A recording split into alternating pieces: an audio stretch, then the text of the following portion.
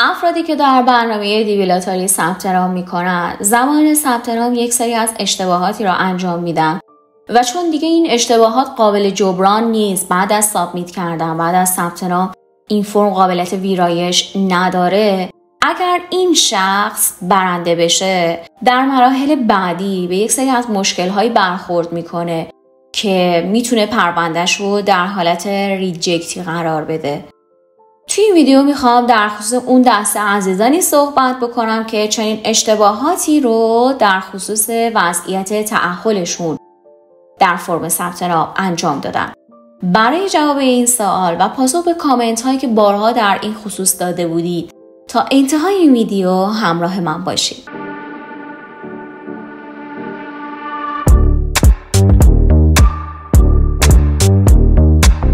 سلام، من النا و اینجا چنل آنچه باید بدانیده. عزیزانی که در برنامه لاتاری ثبت نام میکنن وقتی به سوال وضعیت تأهل میرسن میان نسبت به اینکه در آینده قراره چه اتفاقی براشون بیفته به این سوال جواب میدن. یک کلمه خیلی ساده که نفهمیدن یا متوجه نشدن همون کلمه ساده اونها رو دچار اشتباه و بعدها پروندهشون رو در یه مرحله و ریسکی قرار میده که اونها ویزاشون اپروو نمیشه و ریجکت میشه. سوالی که از شما پرسیده شده این نیستش که شما در آینده مثلا 6 ماه بعد که اعلام نتایج هست قراره با دوست دخترتون یا دوست پسرتون ازدواج بکنید یا نکنید و صرف اون به این سوال جواب بدید. یا برای اون عزیزانی که متأهل هستن خب به هر دلیلی در شرف جدایی هستن و وقتی به این سوال میرسن حالا به این فکر میکنن که خب ما تا 6 ماه دیگه که اردیبهشت اعلام نتایج میشه ماه می ما جدا شدیم دیگه، من چرا الان اطلاعات همسرم رو در فرم ثبت نام بدم؟ من اصلا نمیخوام با خودم ببرمش. بعد میاد وقتی به این سوال میرسه یا گزینه طلاق رو انتخاب میکنه وضعیت به عنوان وضعیت تأهلش یا اصلا سینگل میزنه و چیزی رو انتخاب میکنه که وضعیت فعلیش نیست. میخوام شما رو ببرم توی سایت dvprogram.state.gov و همون فرم رو براتون باز بکنم ببینیم چی پرسیده بود وزارت امور خارجه از شما، سوال چی بود و چه توضیحاتی در این خصوص بهتون داده بود. بریم با هم این اطلاعات رو روی سیستم ببینیم. وقتی وارد سایت ثبت نام dvprogram.state.gov میشید 13مین سوالی که از شما پرسیده در رابطه با این هست که میگه What is your current marital status؟ یعنی که وضعیت تأهل فعلی شما چطور هست؟ به کلمه current توجه کنید، این کلمه خیلی مهمه. این کلمه یعنی در حال حاضر، الان، فعلی. وضعیت تأهل الانتون چیه؟ شما گزینه‌ای رو انتخاب کنید که مرتبط با وضعیت فعلی شما هست، نه وضعیت گذشته یا آینده‌تون. اگه شما یه شخص مجرد هستید گزینه unmarried رو باید انتخاب بکنید. اما اگه متأهل هستید نسبت به اینکه همسرتون مقیم و یا شهروند امریکا هست باید یکی از این دو گزینه رو انتخاب بکنید.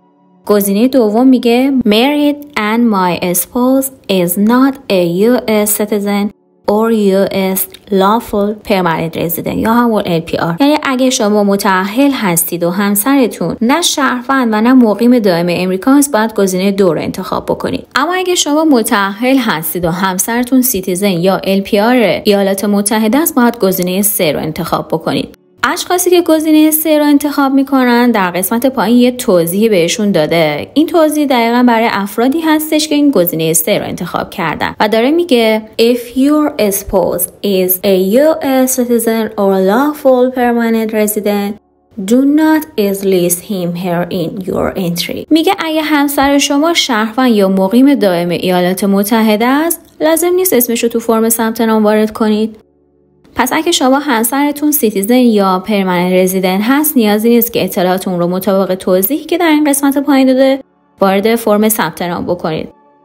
البته منظور پرمننت رزیدنت ایالات متحده یا سیتیزن ایالات متحده هست دیگه. حالا اگه شما شخصی هستید که طلاق گرفتین، باید گزینه divorced رو انتخاب بکنین که به معنی همون جدایی یا طلاق گرفتن میشه. و اگه شما کسی هستید که همسرتون فوت شده یا اصطلاحاً بیوه اید، باید گزینه widowed رو انتخاب بکنید. و اگه شما شخصی هستید که طلاق نگرفتید اما به صورت قانونی و یا با حکم دادگاه دارین جدا از همسرتون زندگی میکنید، باید گزینه legally separated رو انتخاب بکنید. و اگر شما این گزینه رو انتخاب کردین، در این قسمت یه توضیح براتون گذاشته شده. Legal separation is an arrangement when a couple remain married. داره میگه جدایی قانونی فرایندیه که زن و شوهر couple remain میمونن married متأهل but live apart اما جدا از هم زندگی میکنن following a court order بعد از حکم دادگاه. و در ادامه هم گفته if you and your spouse are legally separated اگه شما و همسرتون به صورت قانونی جدا از هم هستین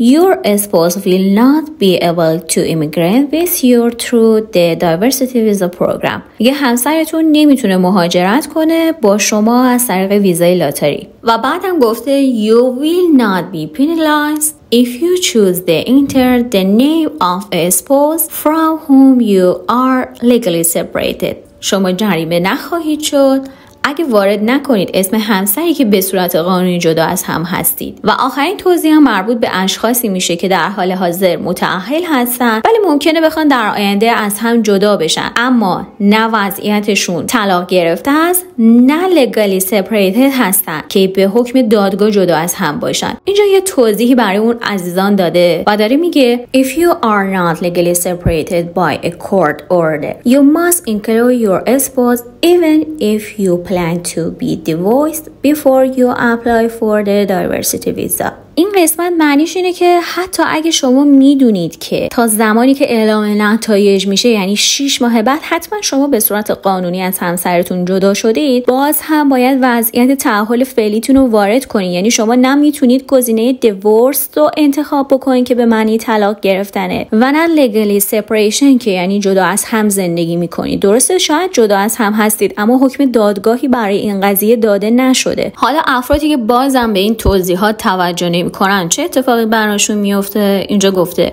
failure to list your eligible spouse میگه عدم ذکر همسر واجد و شرایط is grounds for disqualification دلیلیه برای رد صلاحیتتون. یعنی اگر شما وضعیت تأهل فعلیتون رو بیاید غیر از اون چیزی که در حال حاضر اینجا گفته بود current بزنید، یعنی بگید طلاق گرفتید به دلیل اینکه قراره چند روز دیگه از هم جدا بشید یا چند ماه دیگه طلاق بگیرید، شما اگر چنین کارهایی رو انجام بدید و اون همسری که در حال حاضر دارید توی شناسنامه‌تون تو مدارک شناساییتون قید شده هست اون رو اعلام نکنید، اینها دلایلی هست برای رد صلاحیت. چون اگر شما قبول بشید در فرم بعدی DST 260 تاریخ طلاق همسرتون از شما پرسیده میشه و اگر تاریخ طلاقش بعد از اون تایم ثبت نام باشه و شما در فرم ثبت نام گفته بودید طلاق گرفتید در حالی که طلاق نگرفته بودید، این باعث میشه که روزی که مدارکتون رو توی سفارت ارائه میدید این عدم تطابق اطلاعاتیتون باعث بشه که شما رد صلاحیت بشید. چون اینجا صراحتاً توضیح داده به شما که این کار رو انجام ندید. هیچ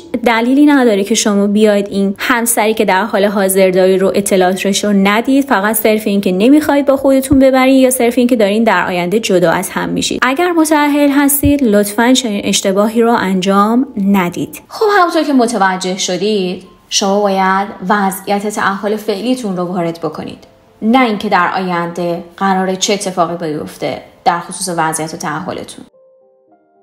و هر اشتباهی که در این خصوص انجام میدید پرونده شما رو دچار ریسکی میکنه که احتمال ریجکت شدن ویزاتون بالا هست به دلیل اینکه این جواب میتونه به منزله دروغ تلقی بشه چون صراحتاً از شما پرسیده وضعیت تأهل فعلی نگفته آینده. خیلی ساده است، یک کلمه ساده که معنیش هم مشخصه، current، فعلی.